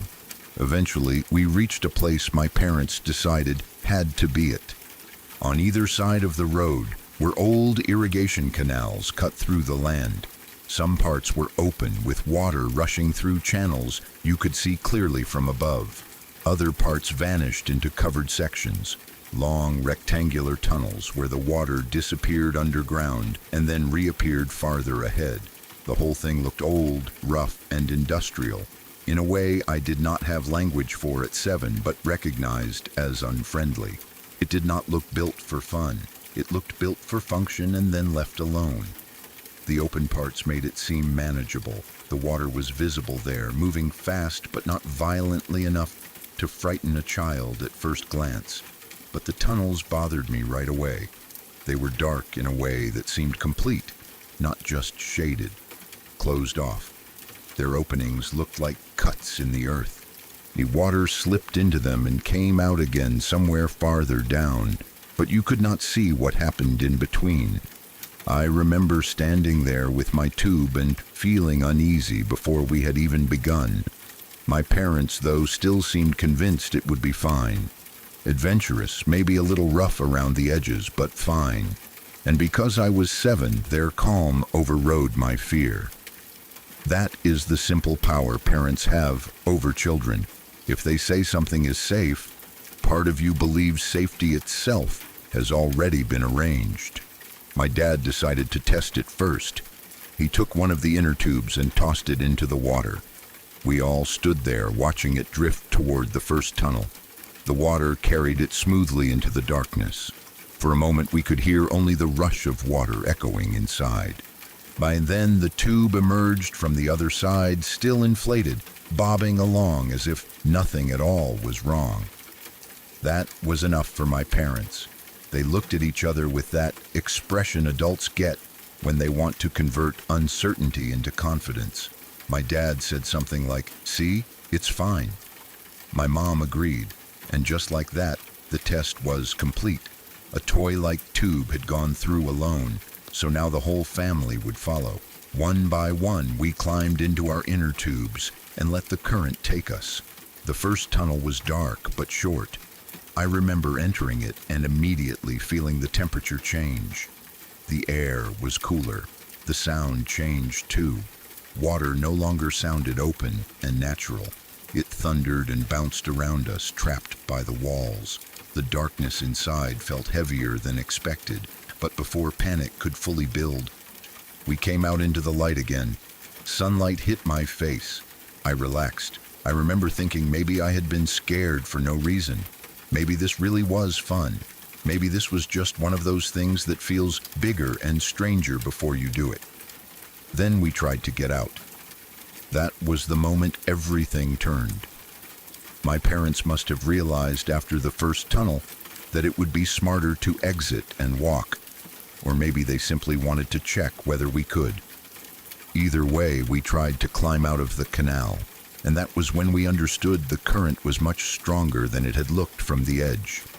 As children, we could not fight it at all. Even the adults struggled. The canal walls were steep, slick, and stained dark with moisture. Every time we reached for the edge, the force of the water pulled us forward. There was nothing solid to grip. No ladder, no foothold, no easy slope. The current had us. That realization changed the whole experience in a second. Until then, we had still believed we were choosing to do this. Once we tried to get out and failed, it became obvious that choice was gone. We were not floating through some hidden local attraction. We were being carried somewhere. Ahead of us was the second tunnel. This one was much longer. I remember seeing the opening approach and feeling dread in a way I had never felt before. Not the ordinary fear of a child watching a scary movie or hearing a noise in the dark. This was the fear of understanding, however incompletely, that adults could be wrong, and that wrong decisions could carry everyone with them. We entered the tunnel, and the world vanished. The darkness inside was complete. Not dim, not shadowy, not the kind of dark where shapes slowly form if you wait long enough. It was absolute black. I could not see my hands. I could not see the tube beneath me. I could not see my parents or my sisters, even though they were close. The only things that existed were the water and the sound. The current rushed around us and roared against the tunnel walls. Every splash came back doubled. Every movement sounded larger than it was. Without sight, the tunnel seemed endless immediately. At first, my parents told us to stay calm. Their voices sounded strange in the darkness, too loud and too far away at the same time. They said not to panic, to keep floating, that it would be over soon. I held on to those words because there was nothing else to hold on to. Then I felt my head brush the ceiling. It happened lightly at first, so lightly I wondered if I had imagined it. A scrape across my hair. Then it happened again, firmer this time. Then again. It was not random. The space above us was getting smaller. The tunnel was narrowing. The gap between the water and the rock overhead was shrinking as we moved forward. I could not see it happening, which somehow made it worse. I could only feel the truth of it with my own body. Someone said something sharply in the dark. I think it was my mom. Then came a sudden loud snap. Her inner tube popped. I remember that sound with awful clarity because in the darkness, it was so final. 1 second there was support under her, thin and unreliable, but still there, and the next, there wasn't. I heard the splash as her body dropped lower into the water. Then her gasp. It was not a dramatic scream. No, it was the involuntary sound someone makes when the world changes faster than the body can catch up. Then one of my sister's tubes popped, then another, then mine. The thin plastic gave way beneath me in an instant. The support vanished and I dropped hard into the rushing water.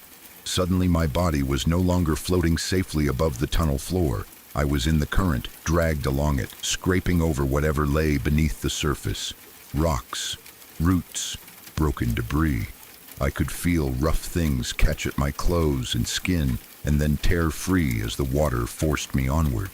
The bottom of the canal was not smooth. It felt wild and jagged and completely indifferent. The current was so strong that there was no real fighting it.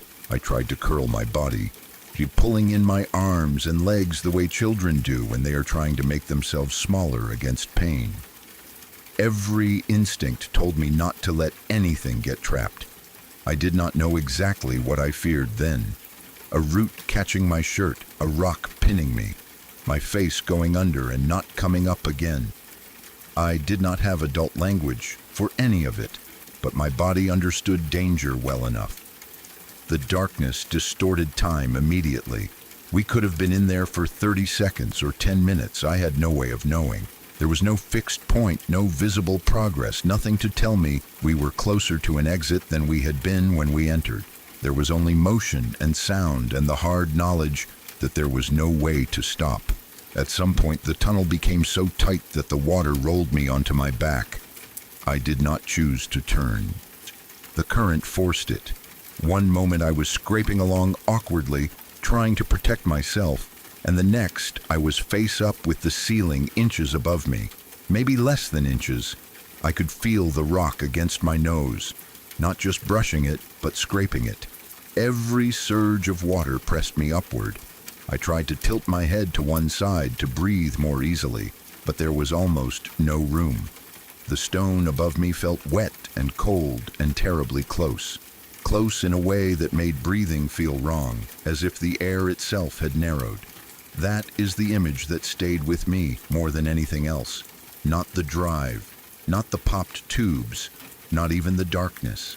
It was that feeling of lying on my back in moving black water with stone against my face, understanding in some deep animal part of myself that if the ceiling lowered even a little more, there would be nowhere for me to go. I was 7 years old. I could not swim my way out. I could not stand up. I could not see. I could not help my sisters. I could not even fully understand what had happened, except that we had entered something we should never have entered, and now the tunnel was deciding what happened next. No one screamed.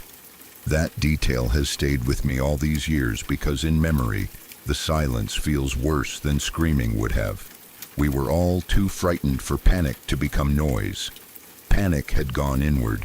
We used everything we had just to stay focused on breathing and surviving the next second, and then the second after that. The water was loud enough for all of us anyway. Our fear existed in the spaces between breaths, in the thoughts we were too scared to say aloud. What I know now as an adult is that my parents must have been terrified, in a way I could not understand then. At the time, I only felt my own fear and the strangeness of hearing them speak in voices that were trying very hard not to sound afraid. But now, when I look back, I think of what it must have been like for them to realize they had brought all of us into that tunnel. To hear tubes popping one after another.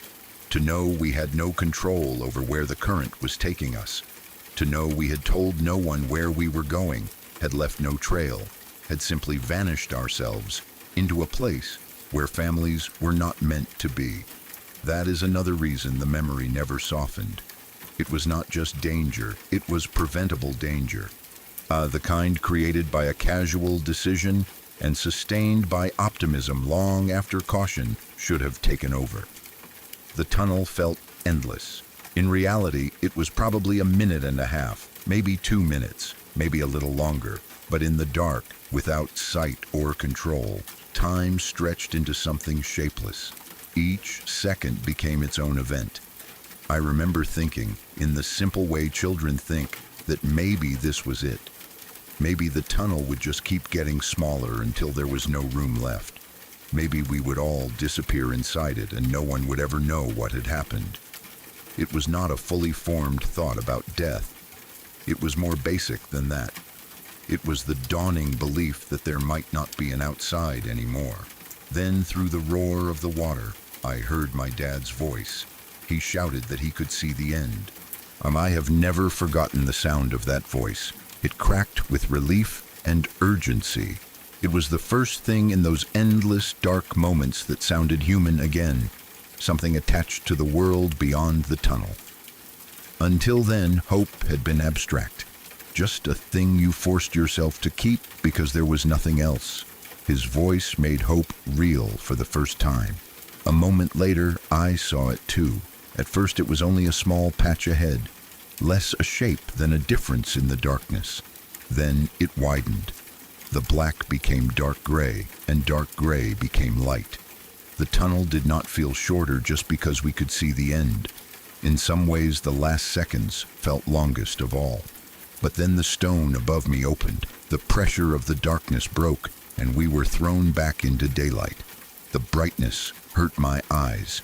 We came out scraped up, soaked, shaking, and stunned. I remember coughing.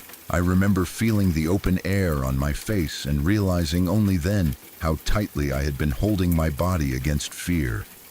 My sisters were crying quietly, not loud sobbing, just the kind that comes after terror, when the body finally understands it is still alive.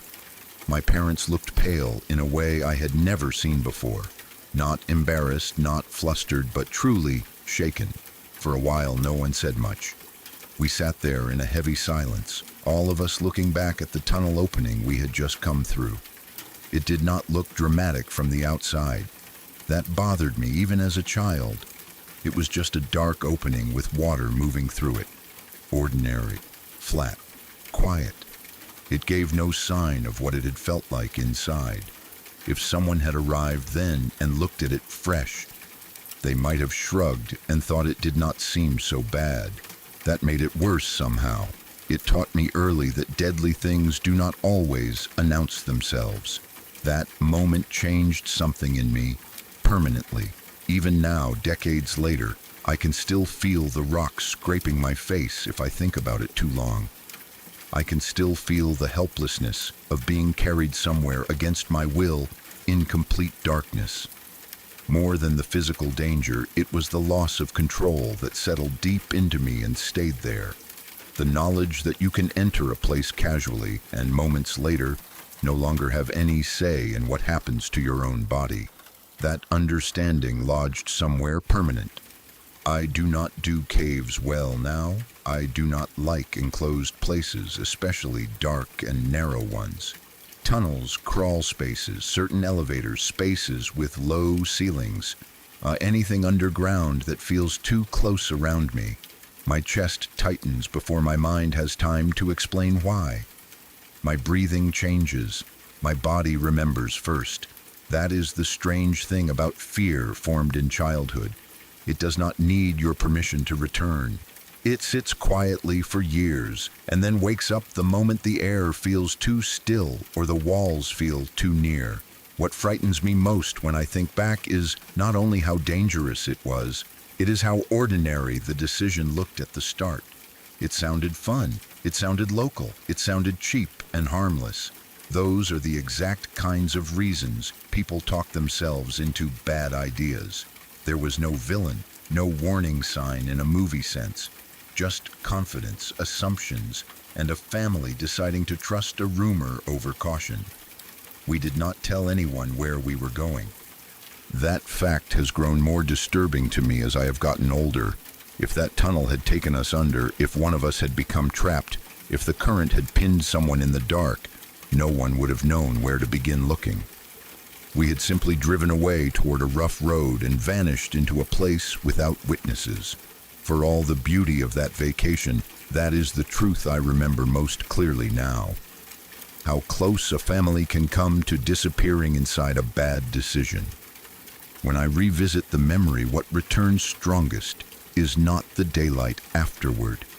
It is the darkness inside, the silence between us, the sound of plastic snapping one tube after another, the rock against my nose, the feeling that the tunnel was narrowing and that the world had reduced itself to water, stone, and breath. That memory never left me. It is still there, waiting in enclosed spaces, in low ceilings, in sudden blackness. It returns in the part of me that still remembers being 7 years old and learning all at once that adults can be wrong, that nature does not care, and that sometimes survival comes down to nothing more than enduring long enough to see a small patch of light ahead. At the time this happened, my partner and I were living in a place that was barely big enough to call an apartment. It was the kind of rental you accept because it is cheap, close to work, and easy to talk yourself into when you are trying to be practical. The best way I can describe it is a shoebox stacked on top of another shoebox. The layout was strange in a way that stopped feeling strange only because we had gotten used to it. When you came through the front door, you stepped straight into the kitchen. There was no hallway, no living room, no small space to arrive and settle yourself. Just the kitchen, cramped and always a little too warm when the oven had been on. From there, a narrow set of stairs went straight up to the bedroom and a small bathroom. The bedroom took up most of the upper floor. It had low ceilings, just enough room for the bed, a narrow chest of drawers, and a standing lamp that leaned slightly to one side because the floorboards were uneven. The bathroom was tucked beside it, barely larger than a closet. The thing I think about most now is the window. It was bigger than it should have been for a room that size, and it faced the outside of the building. It was not exactly easy to reach, but it was not out of reach either. If someone had a ladder or even something less obvious like a crate, a bin, or a bike, they could get enough height to pull themselves up. At the time, I knew that in the abstract way, you know small risks about a place you live. You notice them, then you file them away, because if you thought too hard about every weak lock, every blind spot, every strange noise outside, you would never sleep. We lived in a normal enough area. It was not fancy, but it was not known for violent crime. People walked dogs in the evening. Kids rode scooters down the pavement. The neighbors argued sometimes, but no more than neighbors do anywhere. I felt safe in the lazy, unexamined way most people do until something happens that makes them realize safety had been a habit, not a fact. That day had been ordinary from the start. I remember that because the ordinariness is part of what stayed with me. There was no storm, no power cut, no eerie feeling in the air, nothing dramatic that would make a story sound like it had been pointing toward something. It was just an afternoon. My partner was at work. I had been doing small things around the apartment, wiping down the kitchen counter, moving laundry from one basket to another, thinking about dinner. At some point I realized we were out of a few basics and decided to run to the small shop next to our building. It was close enough that I did not bother with a coat, though the air outside had a chill to it. I also did not take my phone, which is the kind of detail people always judge after the fact. I know that because I judged myself for it plenty, but at the time it felt harmless. I was going next door for a couple of things. I expected to be back in 15 minutes. I locked the front door behind me when I left. I remember doing it. I remember the sound of the key turning because that sound later replayed in my head with a kind of bitter cruelty.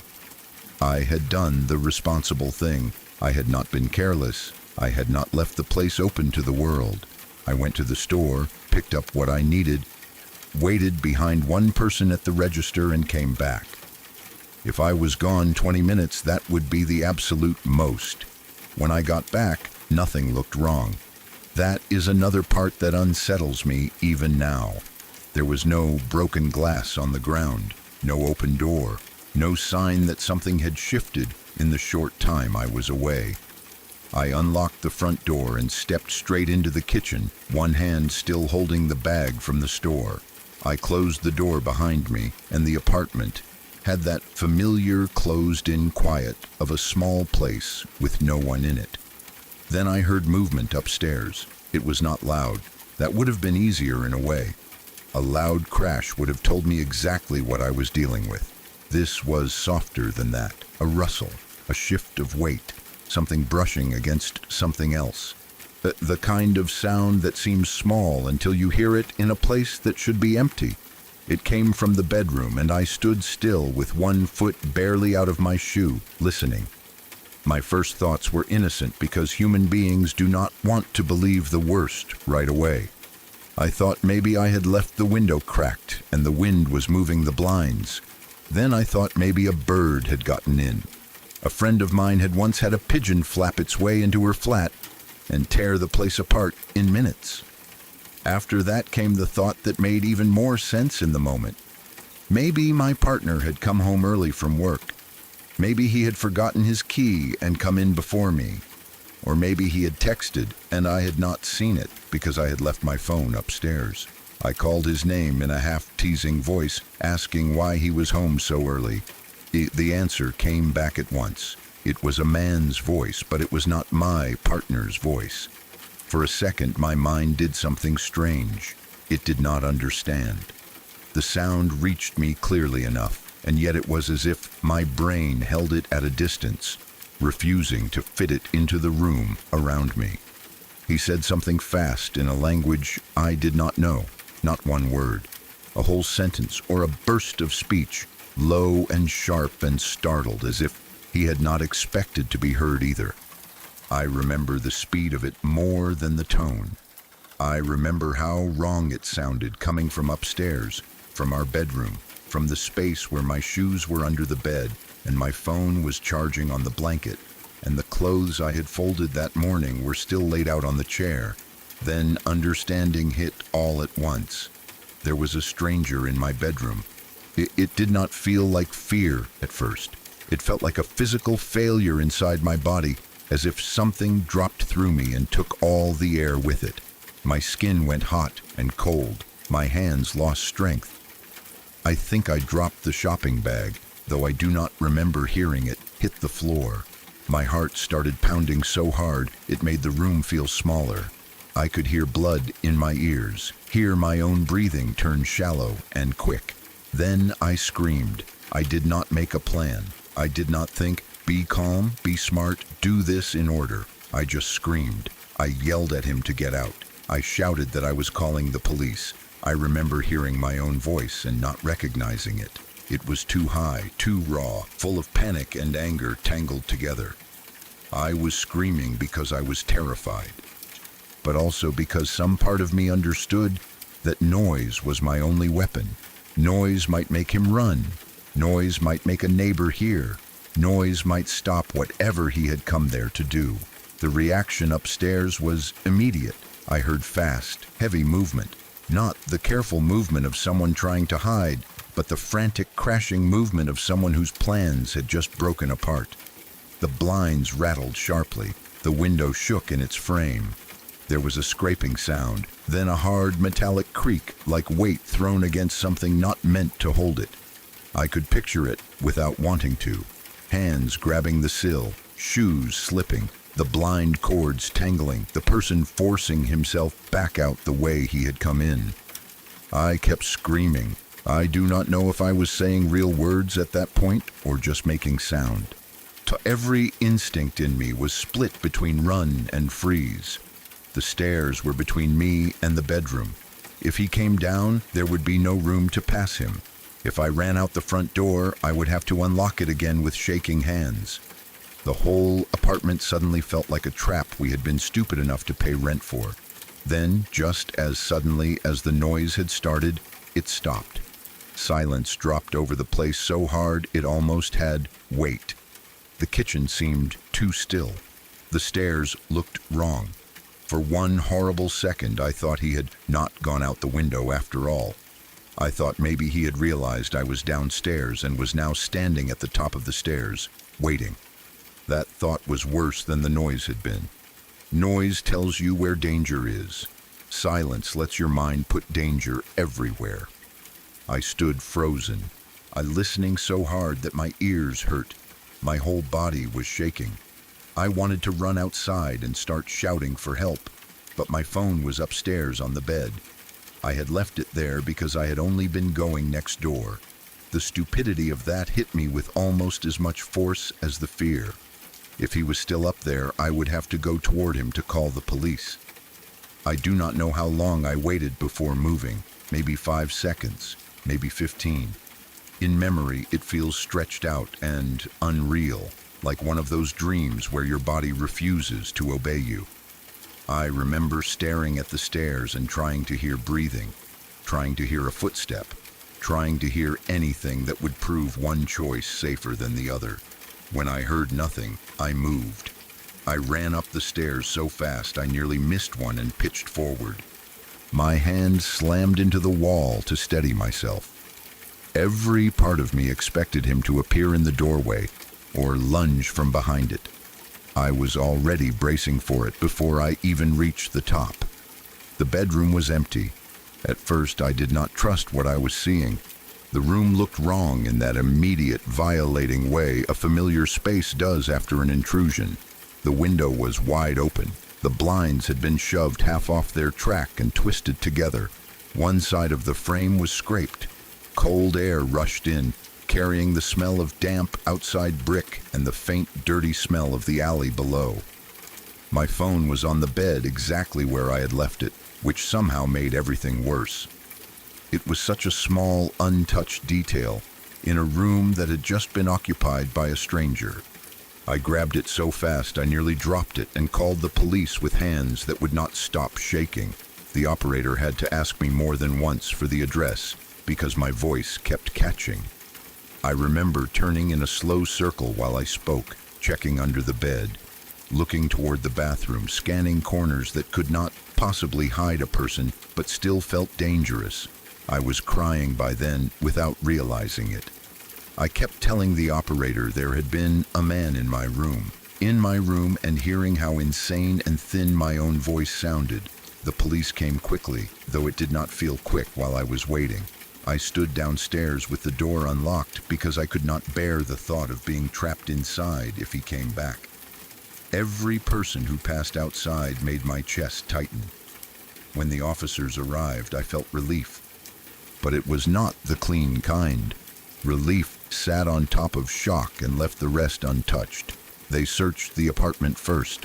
One officer went upstairs while the other asked me questions in the kitchen. Had I seen the man? No. Had he touched me? No. Had anything been taken? I did not know yet. What exactly had he said? I could not tell them. I did not know the language. Was I sure it was not someone I knew? The question offended me at once, then made me feel guilty because I knew he had to ask it. I told him no, I was sure. There is a difference between a familiar voice and a stranger's voice inside your house. Your body knows before your mind can explain it. When they went outside to look around the building, they found how he had gotten in. He had dragged an old bicycle against the wall beneath the bedroom window and used it to climb up. It was such a rough, stupid-looking setup that for one strange moment it did not seem real. I remember staring at that bike and feeling sick. There was something about the plainness of it that made everything worse. He had not used some sophisticated tool. He had not needed much time. He had looked at our building, seen what could be used, and acted. The simplicity of that meant he had probably thought about it before. One of the officers said they believed he might have been watching the place. Not all day, maybe not every day, but enough to notice patterns, enough to know that the apartment was often empty at certain times, enough to know which window was vulnerable, enough to move quickly when he saw me leave. He said it in a measured, professional voice, not trying to frighten me, just explaining what made sense from what they found. It still felt like the floor shifted under me when I heard it. Watching. That word changed the story from a break-in to something far worse in my mind. A break-in could be random, bad luck, wrong place, wrong time. Watching meant intention. It meant eyes on our windows. It meant someone standing somewhere near enough to study our lives while we had no idea. I started thinking back immediately, searching my memory for moments that had meant nothing when they happened. A man lingering across the street smoking, a figure at the corner when I took out the rubbish, someone walking past a little too slowly. I could not tell whether I was remembering real things or making them now because I needed an explanation. That is one of the ugliest parts of fear. It reaches backward and poisons ordinary memories. The officer also said something else that stayed with me long after I had forgotten his face. There was no guarantee he would not come back. He did not say it dramatically. He said it because he had to be honest. They had not caught the man. I could lock the windows, change routines, be careful, but no one could promise me that whoever had stood in my bedroom would not decide to return to the building or the street or the area. No one could promise he had not seen enough already to know where we slept. That sentence lodged in me like a splinter. After the police left, the apartment was not the same place. The air felt wrong inside it. The bedroom felt worst of all. I could not look at the open window without imagining him climbing through it, one hand on the frame, one leg over the sill, him pausing to listen before dropping into the room. I kept picturing him not as he really had been, because I never saw his face, but as a shifting outline made of all the worst possibilities. I imagined him standing beside the bed looking at my things. I imagined him opening drawers. I imagined him hearing me call out from below and realizing I was home. More than anything, I imagined that brief moment before he answered, the decision to speak back to me. That part chilled me in a way I still struggle to explain. He could have stayed silent. He could have tried to hide. Instead, he answered from my bedroom as if the room belonged to him for those few seconds, as if I was the one who had interrupted. My partner came home to find me jumpy, pale, and unable to tell the story in a straight line. The police had already spoken to him by then, but hearing the facts and seeing what fear had done to me were two different things. He checked the locks twice that night. He moved furniture without really deciding to, as if shifting the layout could undo what had happened. We kept the lights on much later than usual. Every sound from outside came through the walls too clearly. A car door shutting made me flinch. A voice in the alley made my stomach drop. I barely slept. Every time I started to drift off, some small noise pulled me back up into full alertness. The building creaked. Pipes ticked in the walls. Someone's footsteps passed outside. The blinds moved once from a draft, and I sat bolt upright, heart hammering so hard it hurt. I remember lying there in the dark, staring at the shape of the window, waiting for it to fill with a person. In the days that followed, the fear settled in deeper instead of fading. That surprised me. I had assumed the worst part would be the event itself, but the aftermath had a slower, more corrosive effect. Before, home had been the place where my body stopped paying attention. Afterward, it became the place where attention never switched off. I checked the window before bed, then checked it again after brushing my teeth. If I heard a sound upstairs while downstairs, even one I could explain, my body reacted first, and reason came after. Leaving for work became its own ordeal. I would stand by the door with my keys in my hand, listening. I would scan the street before stepping out. If I saw someone standing still too long, my pulse jumped. I also began to understand that fear does not stay neatly attached to the original event. It spreads. So it started with the bedroom window, then moved to every sound, every stranger, every glance that lasted too long. I found myself wondering who notices what when we think no one is watching, who sees the same person leave at the same time each morning, who learns which flats are occupied and which ones sit quiet for hours. It made the world feel thinner somehow, as if privacy had been revealed as a flimsy idea. We had extra locks installed. The window was secured properly. We talked about moving, though we could not do it immediately.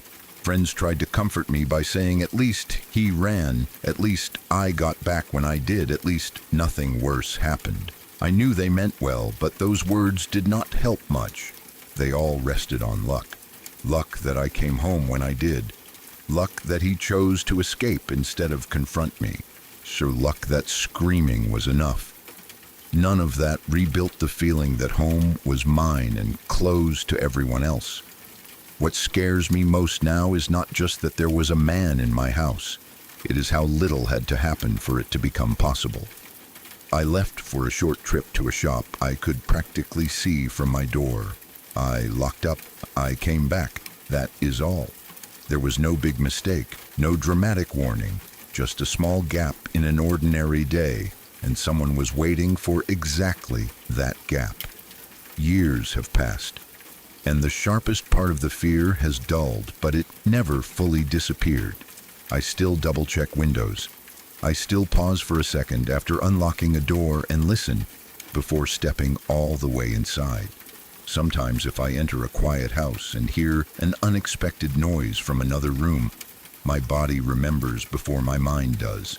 The same cold rush, the same pounding heart, the same instant understanding that safety can vanish before you have time to name what is wrong.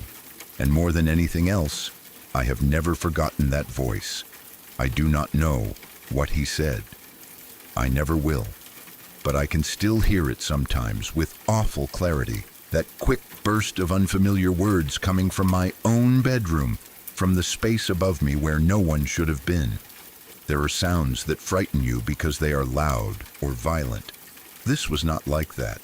It was a normal human voice in the wrong place, at the wrong time, and maybe that is why it stayed. Because in that one moment, the ordinary and the terrifying became the same thing, and once that happens, some part of you keeps listening